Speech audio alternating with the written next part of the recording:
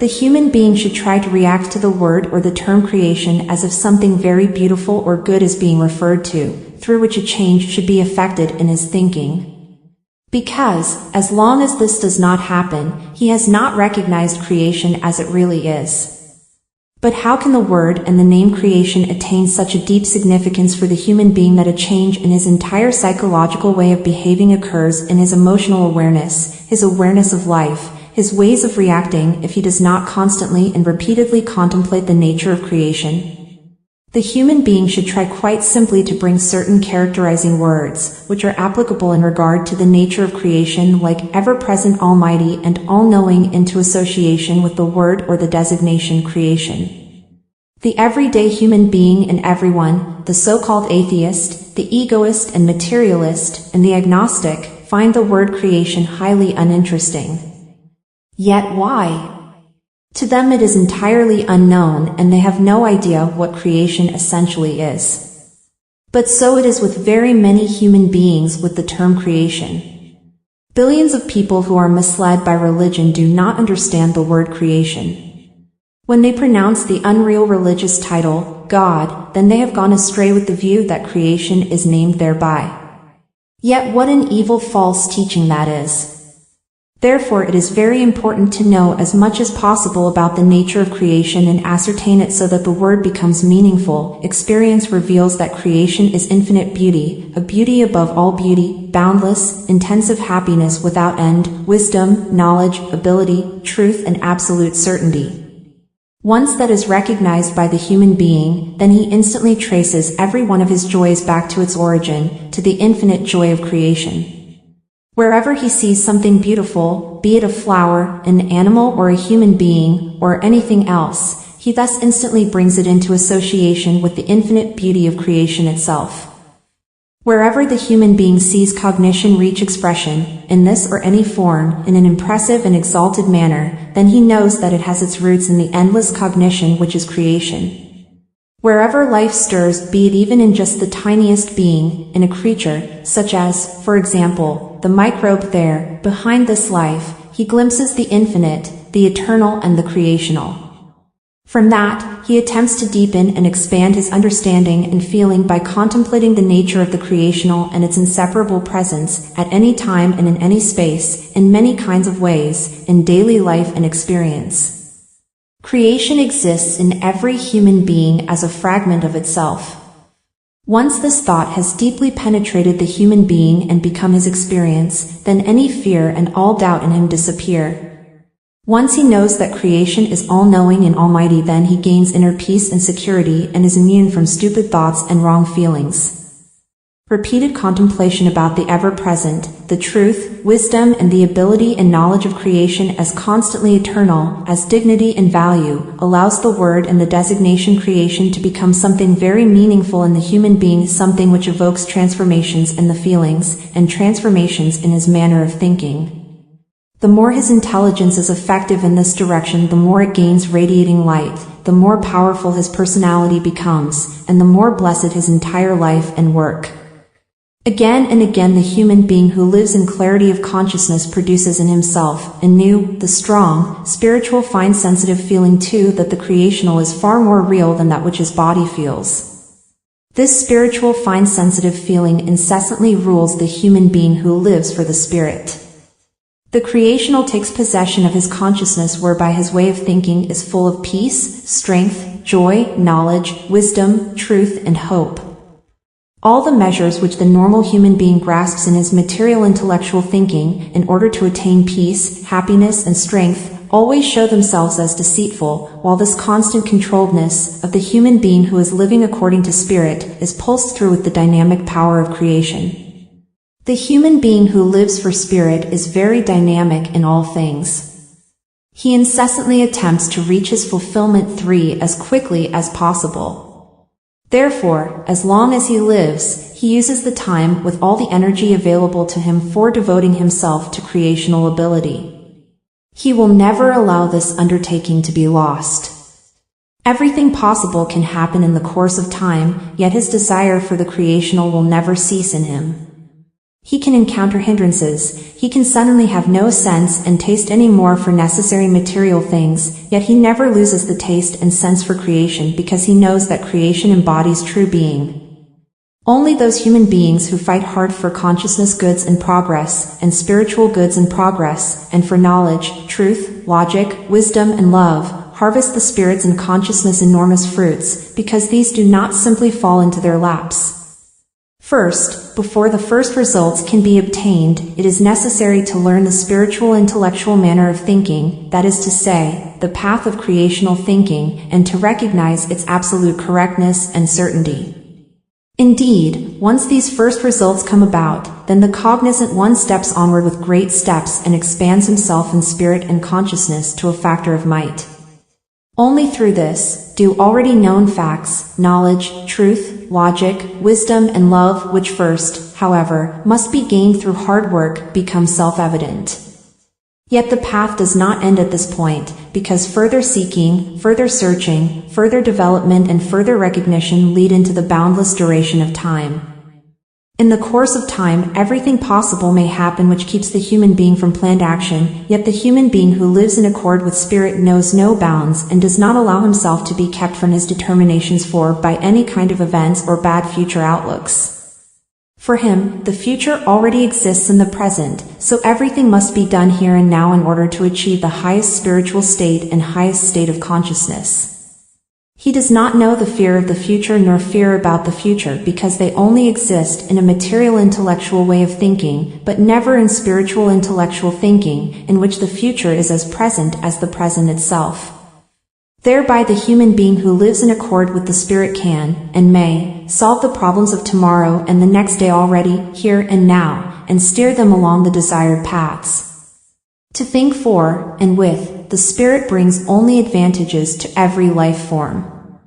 Therefore the human being should raise himself more and more, through intensive seeking and searching, into the state of spiritual thinking and into the knowledge about creational truth and wisdom. He should, again and again, create in himself the strong, spiritual fine sensitive feeling that something is there, namely, the truth of creation, which gives him immeasurable power and frees him from unreal assumptions. The human being should always again and again create within himself the strong, spiritual fine sensitive feeling that he is in the sea of creational light, its wisdom, its knowledge, of truth, logic and love, which, alone, entirely enables the being of life for him. The joy of the human being who is turned towards creation exists as a result of attesting to his veneration for the creational and creation, in that he accepts the Almighty will in the creational laws, and makes the absolute certainty of these laws his own destiny, and utilizes them to good effect. He expresses his dedication to the laws through the learning and utilization of all spiritual facts and facts pertaining to the consciousness, but never through belief, assumptions, serving and submissiveness. The only way to learn is through unremitting effort and striving to obtain higher spiritual cognitions and higher cognitions pertaining to the consciousness, and by applying the abilities which have unfolded through this. Of decisive significance thereby are patience and endurance in the development of higher understanding, recognition and application of cosmic and universal love, deepening of spiritual knowledge and ability and deepening of knowledge and ability pertaining to the consciousness, as well as the switching off of material intellectual thought powers such as egoism, materialism, pride, envy, greed and jealousy, and so forth, because only this guarantees the recognition and following of the creational laws. The human being who thinks spiritually constantly makes the effort to direct creation to himself and to make it recognizable in himself by means of his attempts to make possible that which is impossible for normal human beings, and indeed with success. Day after day, month after month and year after year the human being who is devoted to the spirit calls upon the creational and thereby gains knowledge, wisdom, love, logic, truth and power, until he finally experiences the creational in himself, and is able to get useful value from it, whereby it becomes more real to him than the feelings experienced by his body.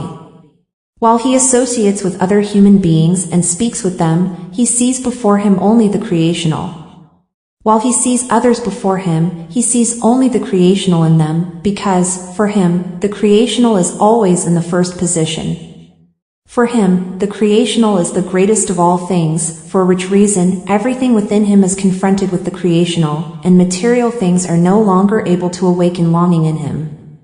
He is no longer at the mercy of material temptations, because that which is concealed within him as spiritual knowledge and ability pertaining to the consciousness, is his dialogue partner and his guide. He speaks and converses with it, and he lives with it in the given laws of creation. This way of living means being in truth, and this being is incomparably more beautiful than this universe's most beautiful manifestation. Nothing is able to tempt such a developed human being any longer, not the greatest wealth of the world, nor a death threat expressed to him by creatures disposed to evil. His inner wealth in the creational is inexhaustible and imperishable, and nothing is able to awaken any kind of fear in him, because that with which he lives, and which enlivens his being, is infinite might. Therefore nothing is able to mislead him to untruth and falseness, because his entire being is in the creational cognition of infinite truth. Nothing may wrongly lead him into the darkness of misleading thoughts from external powers, because each split second of his spiritual intellectual thinking is infinite light. Nothing is able to change his being's sense of truth or make him unhappy, because he lives in the being of creation and in its sense, and he lives in infinite joy. If the human being, however, has a bad or negative attitude regarding the spiritual things of life, himself and creation, then nothing at all will flourish for him. Even a very favorable circumstance, which would otherwise be very valuable, becomes a source of misfortune and strife for him if his attitude is only material intellectual, and this form of his thoughts and feelings also influences the environment. Even if the concerned human being pursues the best intentions, however good they may be, the result, in this case, will be entirely negative. However, for the human being who lives in accord with spirit, everything always constitutes the right circumstances for inner growth and is a very good opportunity, in every form, to pay tribute to that which is creational. Truly, only the human being who constantly carries and maintains high and noble spiritual thoughts and spiritual feelings in himself is great, and one can only name as creational the human being who constantly lives and thinks in the consciousness of the creational in himself. That means that human beings who are great in terms of their material intellect can be just as completely uncreational and, spiritually, absolutely insignificant, just as peace instigators can be, along with saints of religion, helpers in emergency, misery and sickness, and, not least, those who stand at the very front in wars, and so forth, and carry out medical services, and so forth. Those kinds of human beings are mostly only driven by thirst for adventure, by pity and self-pity and other wrong, material intellectual thoughts, and the feelings resulting from them, without the slightest recognition of possessing the creational within themselves. Very often they are misled through unreal religions which preach false neighborly love and equally false divine teachings, and formulas for submissiveness. Yet what is the difference between such life forms and that of the human being who lives in accord with the spirit? In general, the normal human being allows himself to be guided and conquered by base, material intellectual sentiments. If he does have good feelings, then they are never constant and soon disappear again to, again, make room for lower sentiments.